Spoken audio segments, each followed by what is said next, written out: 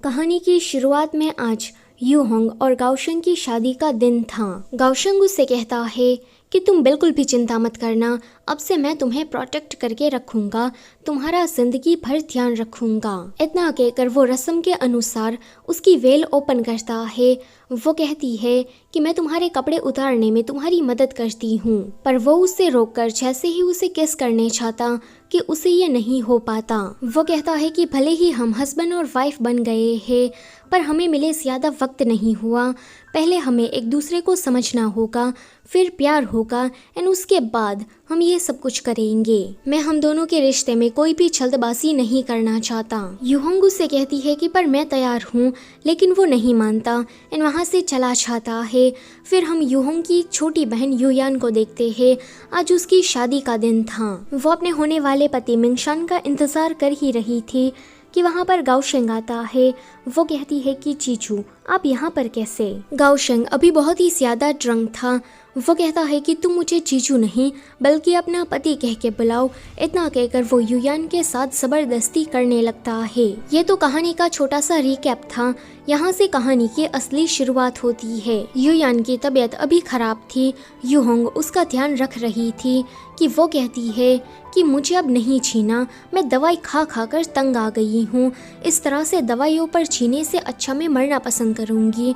मेरी वजह से तुम भी अपने काम पर नहीं जा पा रही। अभी ये दोनों बहनें किसी कोठे में थी। यूहोंग इस सिटी की सबसे फेमस सिंगर थी कि वहाँ पर कोठे का मालिक आकर उसे कहता है कि शंगवान तुम्हें अपने घर बुला रहे हैं, वो वापस से तुम्हारा म्यूजिक सुनना चाहते हैं। लेकिन वो मना कर देती है कि मुझे अपनी बीमार बहन का ध्यान रखना है, इसलिए मैं नहीं जाऊंगी। कोठे का मालिक कहता है कि शंगवान इस सिटी का सबसे अमीर और पावरफुल आदमी है, क्या फिर भी तुम उसे मना करोगी? पर फिर वो कहता है कि देखो तुम्हारी बहन अभी बहुत ही ज्यादा बीमार है, मैंने तुम्हारी बहन के लिए डॉक्टर सोंग को हायर किया है। तुम तो जानती ही हो कि वो कितने ज़्यादा एक्सपेंसिव है, काफ़ी तगड़ी फीस लेते हैं। अगर तुम शंगवान के यहाँ म्यूज़िक बचाकर आओगी तो वो बदले में तुम्हें काफ़ी सारे पैसे देंगे। उन पैसों से तुम अपनी बहन का इलाज करा सकती हो। लेकिन यूहोंग तो फिर भी नहीं मानती, क्योंकि उसे शंगवान बिल्कुल भी पसंद नहीं था। उसका कैरेक्टर बहुत ही ज़्यादा घटिया था। आगे ये कोठे का मालिक इन दोनों के ही पानी में कुछ मिलाकर इन दोनों को बेहोश कर देता है एंड फिर बाहर जाकर कहता है कि इस सिटी की सबसे फेमस सिंगर यूहोंग जो भी उसके साथ एक रात गुजारना चाहता है वो अपने मन की पूरी कर सकता है, पर बदले में उस इंसान को मुझे पैसे देने होंगे। जिसने भी मुझे सबसे ज्यादा पैसे दिए यूहोंग आज रात के लिए उसकी हुई। उसकी बातों से हमें पता लगता है कि ये कोठे का मालिक कितना ज्यादा लालची किस्म का है। तभी ही वहाँ पर गाओशेंग आकर उसे ढेर सारे पैसे ऑफर करता है कि वो कोठे का मालिक कहता है कि आज रात के लिए यूहोंग तुम्हारी हुई, उसके साथ तुम जो करना चाहते हो वो कर सकते हो। आगे गाओशेंग यूहोंग के रूम में जाता है। अभी वो अपने होश में नहीं थी कि ये वाला सीन यहीं पर ही कट होता है। अगली सुबह जब वो उठती है कि कोठे का मालिक उसे मिलने आया था, वो जोर से उसे चाटा मार कर कहती है कि मेरे साथ इतनी गंदी हरकत करने के बारे में तुमने सोचा भी कैसे? वो कहता है कि अभी डॉक्टर सोंग युयान को देखने आए हैं।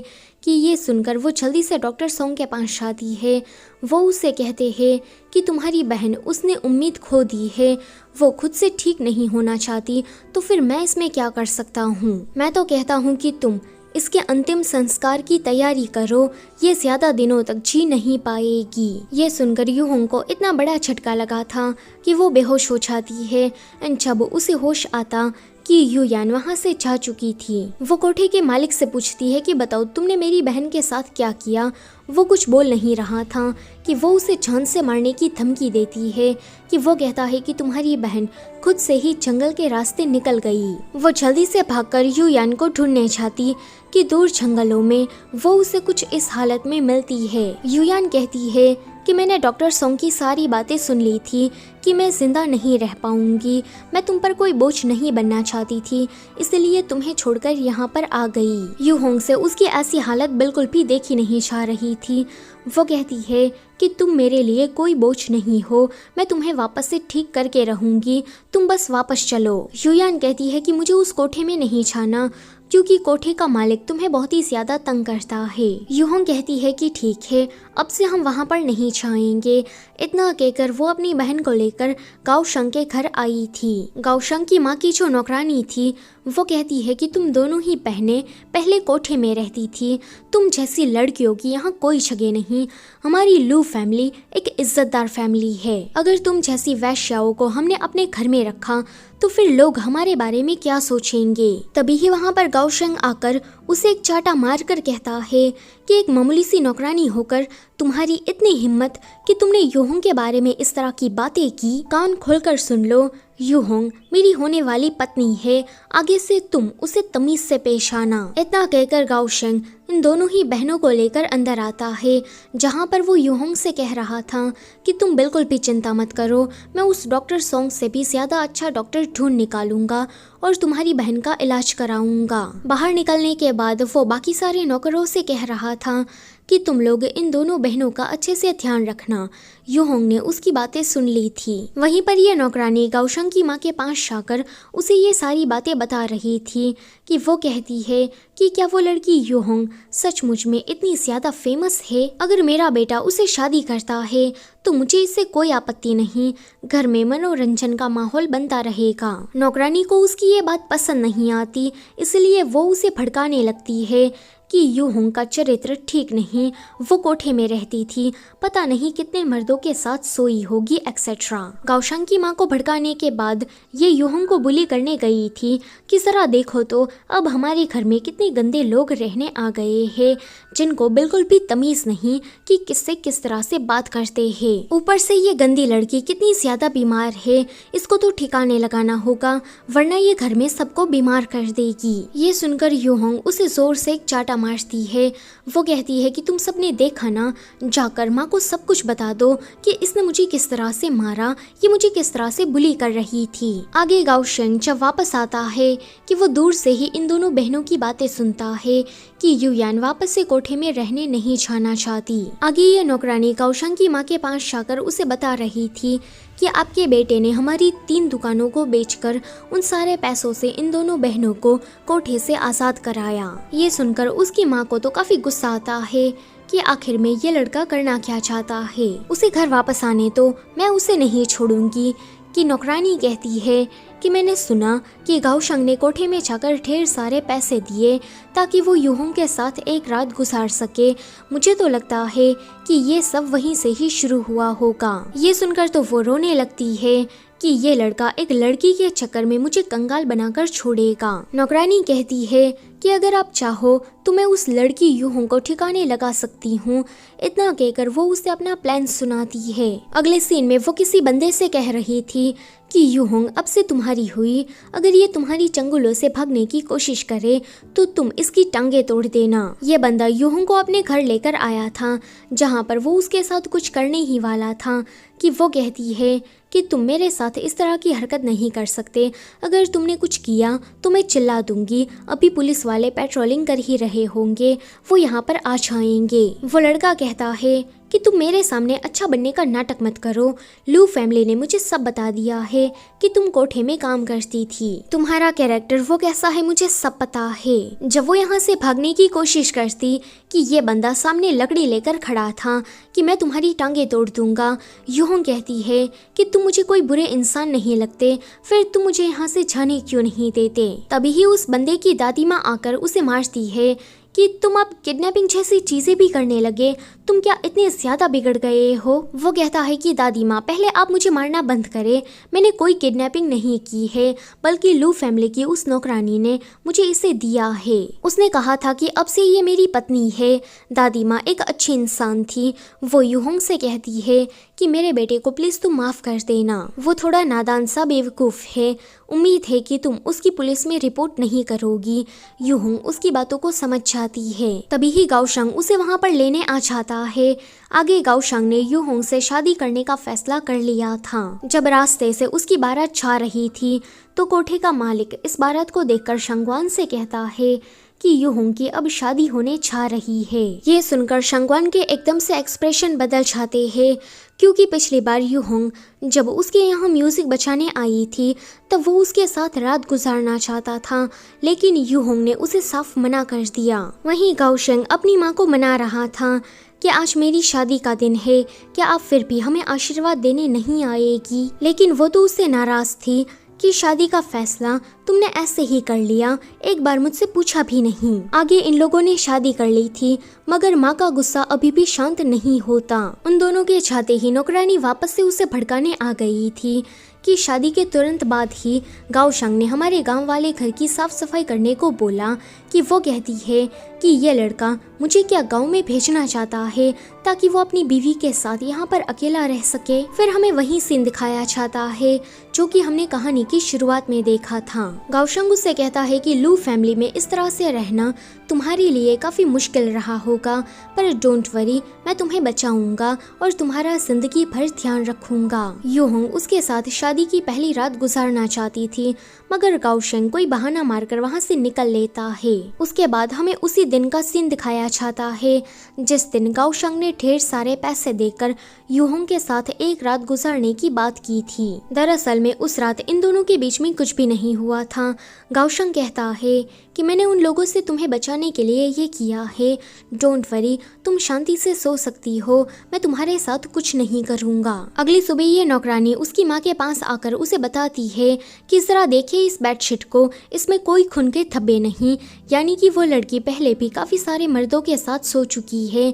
मैंने तो आपसे पहले ही कहा था कि यूहोंग का कैरेक्टर ठीक नहीं। अभी ये रोस्टेड चिकन काफी मजे से खा रही थी, पर जैसे ही वहाँ पर ये दोनों आते हैं कि वापस से मुंह फुलाकर सो जाती है। जब गाओशेंग उस पर ध्यान नहीं देता, उसे कोई अटेंशन नहीं देता कि उसे गुस्सा आ जाता है एंड वो इस बेडशीट को फेंक कर कहती है कि ये हमारे घर का खाना खाना डिजर्व नहीं करती। बेडशीट को देखकर गाओशेंग उसे एक्सप्लेन करता है कि कल रात उन दोनों के बीच में कुछ नहीं हुआ था, इसलिए ये बेडशीट कोरी है। फिर वो उसे कहता है कि अगर आपने मेरी वाइफ के ऊपर इस तरह के झूठे आरोप आगे से लगाए तो मैं आपको गाँव भेज दूंगा। आगे गाओशेंग दूसरे सिटी बिजनेस ट्रिप के लिए जा रहा था, तो उसके जाने के बाद यह नौकरानी यूयान के रूम को सील करा देती है, उस पर ताला लगा देती है। यूहोंग के पूछने पर वो उसे बताती है कि ये लड़की खुद तो बीमार है, दूसरों को भी कर देगी। आगे यूहोंग गाओशेंग की माँ के पास मदद मांगने चाहती, पर यह ऑर्डर तो उसका ही था, इसलिए वो कुछ भी नहीं करती। ये देखकर यूहोंग खुद से ही हथौड़ा लेकर उस ताले को तोड़ने की कोशिश कर रही थी कि ये वहाँ पर आकर कहती है कि अगर ये अपनी बीमार बहन के साथ रहना चाहती है तो फिर इन दोनों ही बहनों को घर में लॉक कर दो। गाओशेंग बिजनेस ट्रिप से वापस आने के बाद शांगवान से मिलने गया था। अभी वो कोठे में लड़कियों के साथ मजे कर रहा था।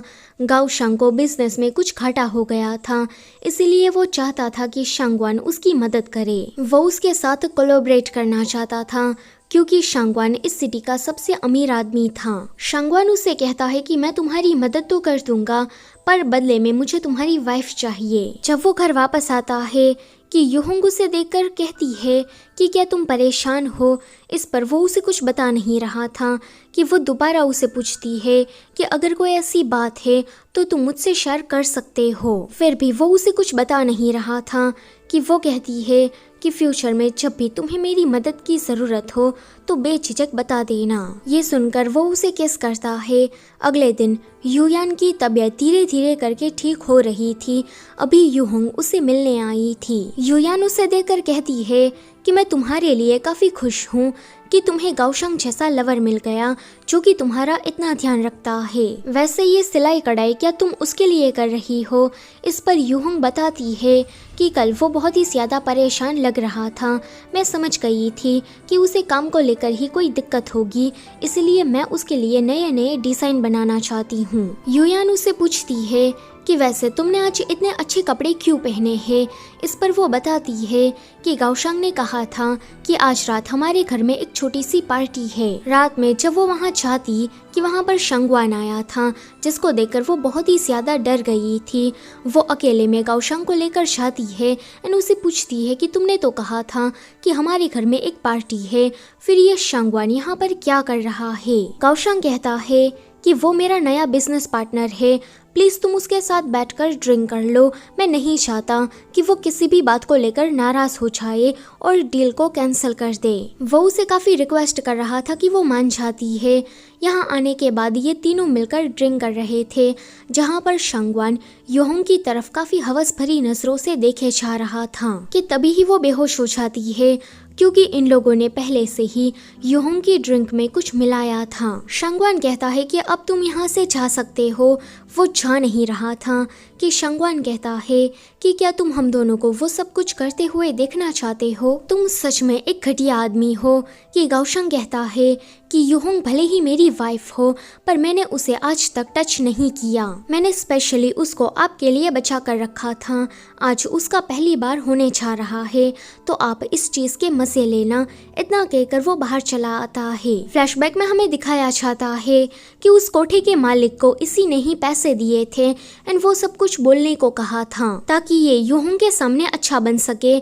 जब जंगल में युयान चली गई थी तब वो वहीं पर ही मौजूद था। उनकी मदद करने की जगह पर वो दूर से ही उन दोनों की बातें सुन रहा था। जब वो नौकरानी योहोंग की सबके सामने बेइज्जती कर रही थी, तब भी वो छुपकर सारी बातें सुन रहा था। यानी कि गाओशंग का ये शुरुआत से ही सारा प्लान था। उसने प्लानिंग करके योहोंग को फंसाया। वो कहते हैं ना, devil always come with a smile.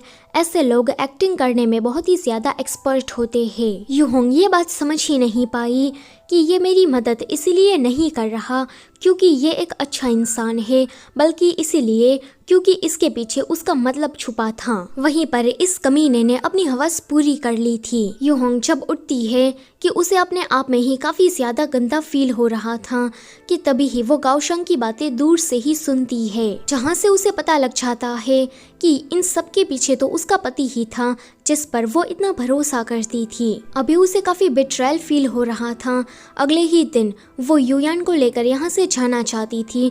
उसने शंगवान वाली बात युयान को नहीं बताई थी। तभी ही गाओशंग आकर उसे कहता है कि तुम नहीं जा सकती। अगर तुम चली गई तो वो शंगवान सोने की मुर्गी अभी अभी तो मेरे हाथ लगी है, फिर वो मुझे पैसे नहीं देगा और ना ही मेरे साथ बिजनेस करेगा। योहोंग कहती है कि मेरे साथ इतना गलत करने के बावजूद तुम ऐसी बातें कर कैसे सकते हो। वो कहता है कि एक तो मैंने तुम्हारी मदद की, तुम्हारी बीमार बहन को ठीक कराया, तुम्हें अपने घर में रहने की जगह दी और तुम मुझसे जबान लड़ा रही हो। मेरे घर में तुम्हें खाना पीना कपड़े वगैरह सब मिल तो रहा है, तो यहाँ पर दोनों ही बहनें पड़ी रहो। इतना कहकर वो जैसे ही अपने स्टडी रूम में आता कि वहाँ पर वो नौकरानी पहले से ही थी कि हमें पता लगता है कि इन दोनों का तो काफी लंबे टाइम से अफेयर चल रहा है। नौकरानी भी गाओशंग के साथ मिली हुई थी एंड वो गाओशंग के कहने पर ही योहोंग को बुली कर रही थी। दूर से ही एक नौकर उन दोनों की प्यार मोहब्बत वाली बातें सुन रहा था, जिसको सुनकर उस बेचारे को बिल्कुल भी अच्छा नहीं लगा था। शायद वो उस नौकरानी को पसंद करता होगा। आगे गाओशंग की माँ ने घर में तमाशा खड़ा किया था, जहाँ पर वो गाओशंग से कहती है कि मैंने जब इसे कहा कि तुम मुझे सासू माँ कह के बुलाओ तो इसने मुझे कहा कि मैं एक बूढ़ी औरत हूँ। इतना कहकर इसने खाने के टेबल को गिराया और मुझे भी धक्का मारा। योहोंग कहती है कि मैंने ऐसा कुछ नहीं कहा, इन्होंने खाने का टेबल खुद से ही गिराया और खुद से ही फ्लोर पर नीचे गिर गई। कि ये नाटक करते हुए कहती है कि मैं तो बूढ़ी हो गई हूँ, अब मुझे कोई भी ढंग से ट्रीट नहीं करता। गाओशंग ने अपनी माँ पर भरोसा कर लिया था।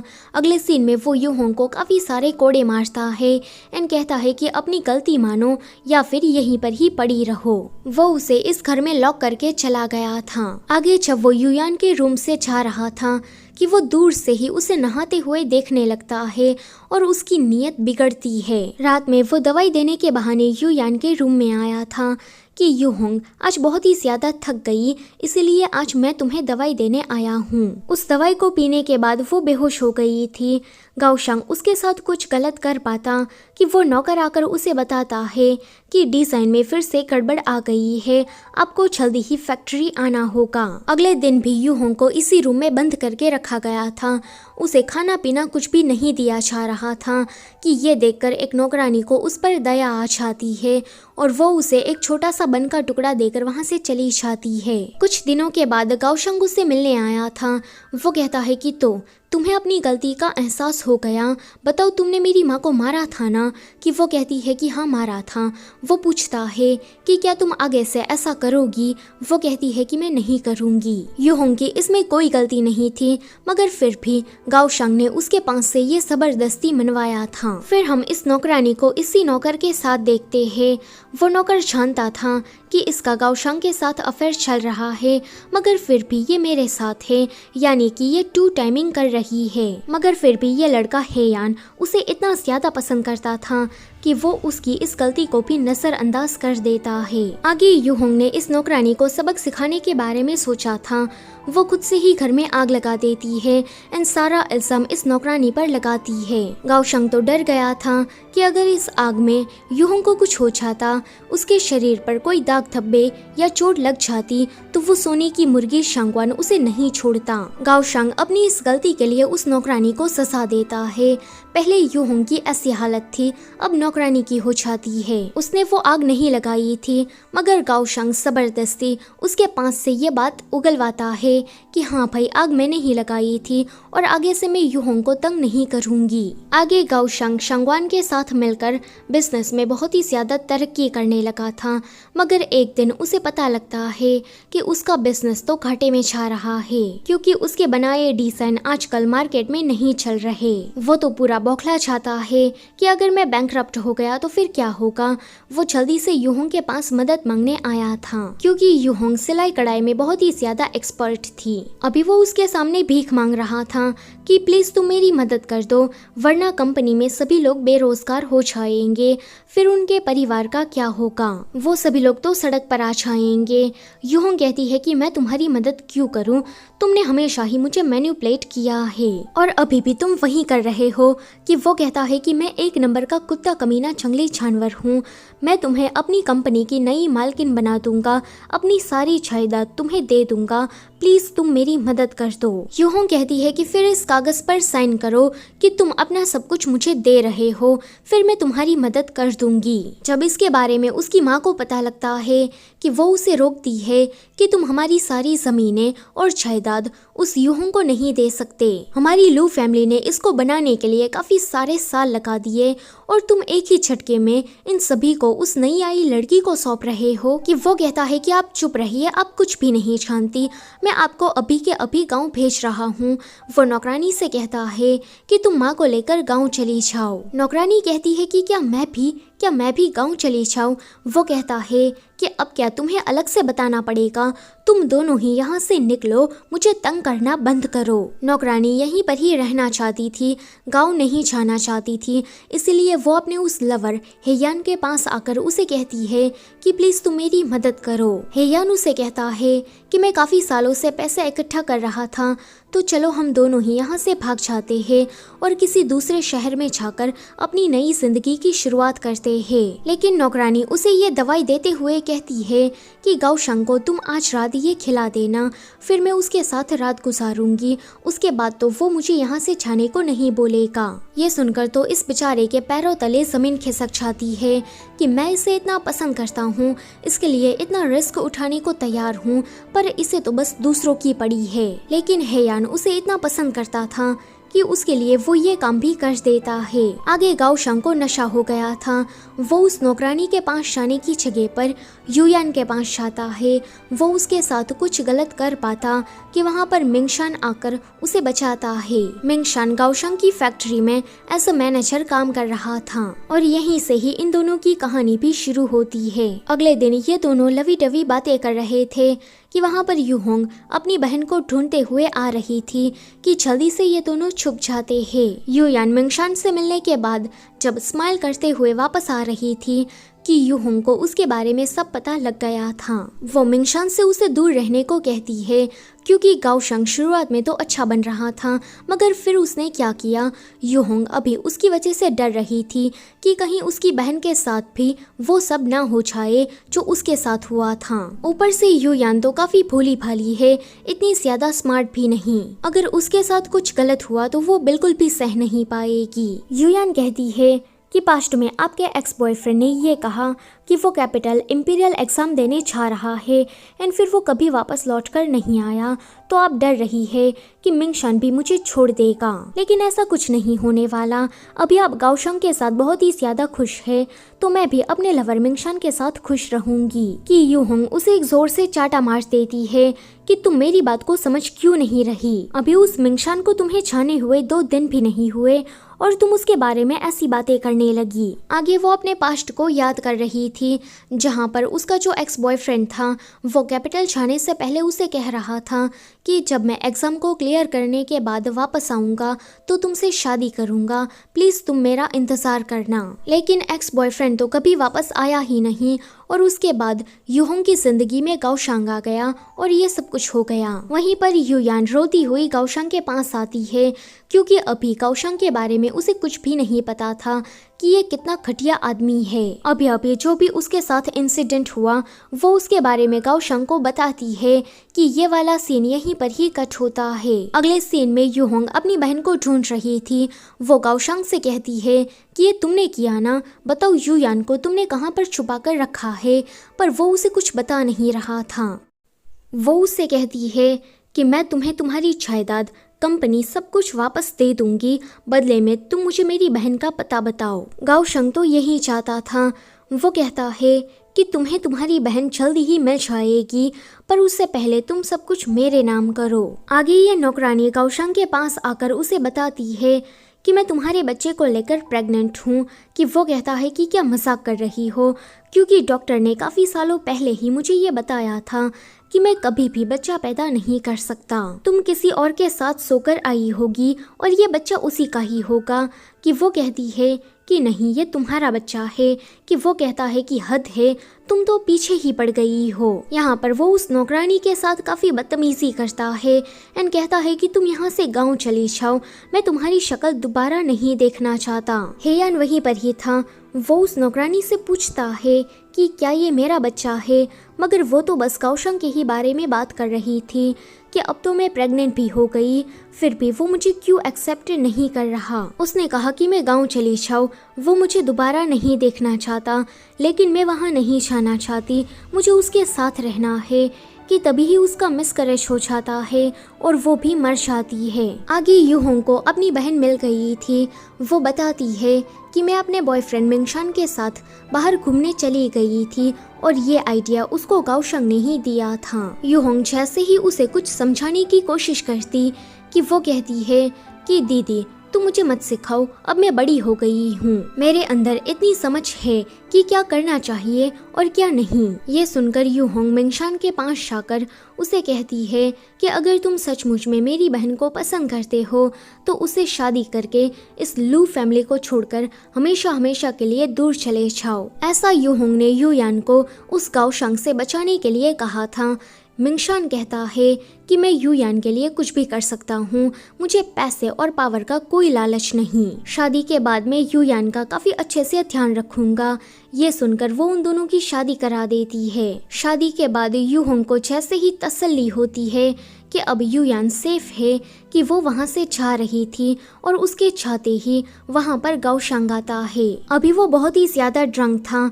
वो कहता है कि अब से मैं तुम्हारा पति हूँ, चलो सुहागरात मनाते हैं। वो जल्दी से उसे दूर भागती है एंड दरवाजे के पास आकर मिंगशान का नाम चिल्ला रही थी कि तुम कहाँ पर हो। मिंगशान जो कि दरवाजे के बाहर खड़ा था वो दरवाजा नहीं खोलता। वैसे तो ये यूहोंग के सामने ये कह रहा था कि उसे पैसे और पावर का कोई लालच नहीं, पर जैसे ही गाओशंग ने उसे थोड़े पैसे ऑफर किए कि इसने यूयान को धोखा दे दिया। यूहोंग अभी बीच रास्ते में ही थी कि यहाँ पर ये नौकर हेयान आकर उसे बताता है कि आपकी बहन खतरे में है। गाओशंग यूयान के साथ कुछ गलत कर पाता कि उसने उसे धक्का दिया था। ये अभी बहुत ही ज्यादा ड्रंक था और ऐसे ही लुढ़कते हुए किसी टेबल से जाकर टकराता है और उसकी मौत हो जाती है। यूहोंग जब वहाँ पर पहुँचती कि उसे बस गाओशंग की लाश मिलती है।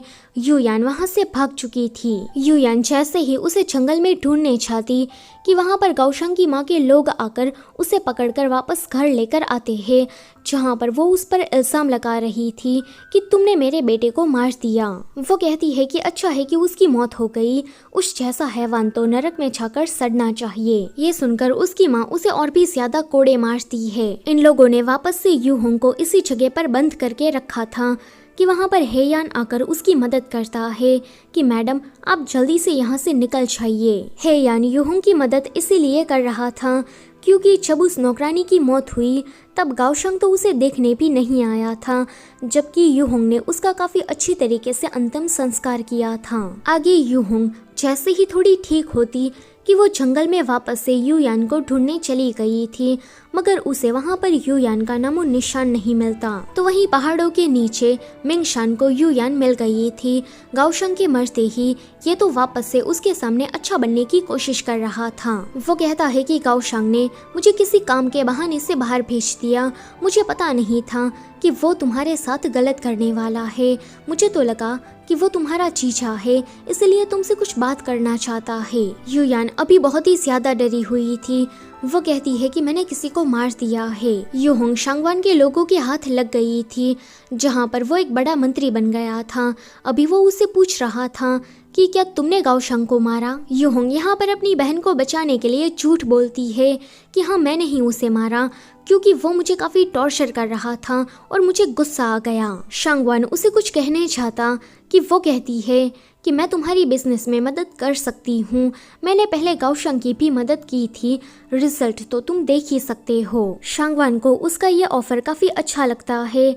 वो कहता है कि मैं तुम्हारे इस राज को हमेशा राज रखूंगा, पर बदले में तुम तो जानती ही हो कि मुझे क्या चाहिए। फिलहाल तो वो उसे हाँ कह देती है ताकि वो यहाँ से बचकर निकल सके। अगले दिन जब वो लू फैमिली के घर पर वापस आती है कि दूसरे नौकरों से उसे पता लगता है कि शांगवान यहाँ पर गाओशंग की माँ से बात करने आया था और उससे बात करने के बाद गाओशंग की माँ एकदम से चुप हो गई है। आगे यूहोंग ने लू फैमिली का सारा बिजनेस अपने हाथ में ले लिया था। मिंगशान उसी टाइम पर युयान को लेकर वापस आता है। यूहोंग जानती थी कि इसने पैसों के लिए मेरी बहन को धोखा दिया, इसलिए वो उसे थोड़े पैसे ऑफर करती है एंड कहती है कि अब तुम मेरी बहन की जिंदगी से निकल जाओ। लेकिन ये चालाक लोमड़ी मिंगशान कहता है कि मैंने युयान को ऐसे ही नहीं बचाया है, मैं जानता हूँ कि गाओशंग को उसी ने ही मारा। अगर मैं ये सच सबको बता दूं तो फिर तुम्हारी बहन के साथ क्या होगा। वो कहती है कि बताओ तुम्हें क्या चाहिए। कि वो कहता है कि मुझे फैक्ट्री में बड़े ओहदे पर एक सीट चाहिए, और जहाँ तक युयान की बात है तो मैं उसे इतनी आसानी से नहीं छोड़ने वाला, वो मुझे बहुत ही ज्यादा पसंद करती है। फिलहाल तो वो उसे हाँ कह देती है, मगर आगे वो कुछ सोच रही थी। अगले ही दिन उसने मिंगशान का पर्दाफाश युयान के सामने कर दिया था कि वो तुमसे कोई प्यार वगैरह नहीं करता, बल्कि पैसों के लिए ही तुम्हारे पीछे पड़ा था। सच जानने के बाद युयान को थोड़ा बुरा तो लगा था, मगर वो खुद से ही मिंगशान को अपनी जिंदगी से दूर करती है। आगे यूहोंग का एक्स बॉयफ्रेंड चू युआन कैपिटल से वापस से इस सिटी में आ गया था। जब उसकी मुलाकात होती है कि यूहोंग उसे देखकर भाग जाती है। वो कहता है कि यूहोंग क्या तुम अब मुझे देखना भी नहीं चाहती।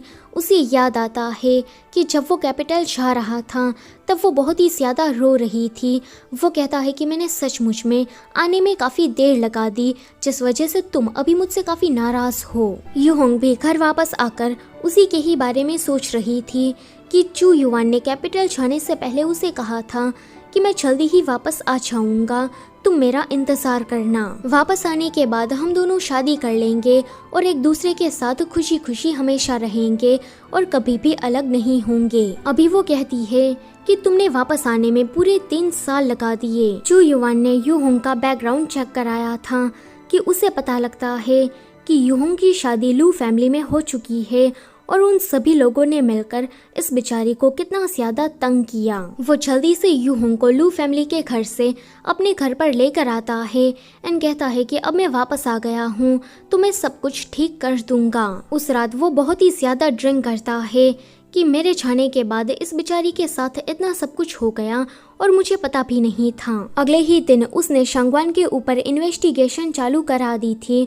वो सभी लोगों के सामने उसकी काली करतूतों को सामने लाता है कि इसने किस तरह से लोगों के पैसे हाथ लिए और बहुत सारी लड़कियों के साथ दुर्व्यवहार भी किया। अभी ये जेल के अंदर था और इसको कायदे कानून के मुताबिक सजा मिलने वाली थी। तो कुछ इस तरह से शांगवान का केस यहीं पर ही बंद होता है। गाओशांग ने मरने से पहले फैक्ट्री में जितने भी घोटाले किए थे, चू युआन उन सभी मामलों को जनता के सामने लाता है ताकि सभी लोगों को पता चल सके कि ये गाओशांग कितना बड़ा कमीना था। आगे सब कुछ ठीक हो गया था। युयान और युहोंग आपस में बातें कर रही थी, जहाँ पर युयान उसे पूछती है कि चू युआन तो वापस से कैपिटल जाने वाला है, तो क्या तुम उसके साथ जाओगी? वो तो ये भी कह रहा था कि वो तुमसे शादी करना चाहता है।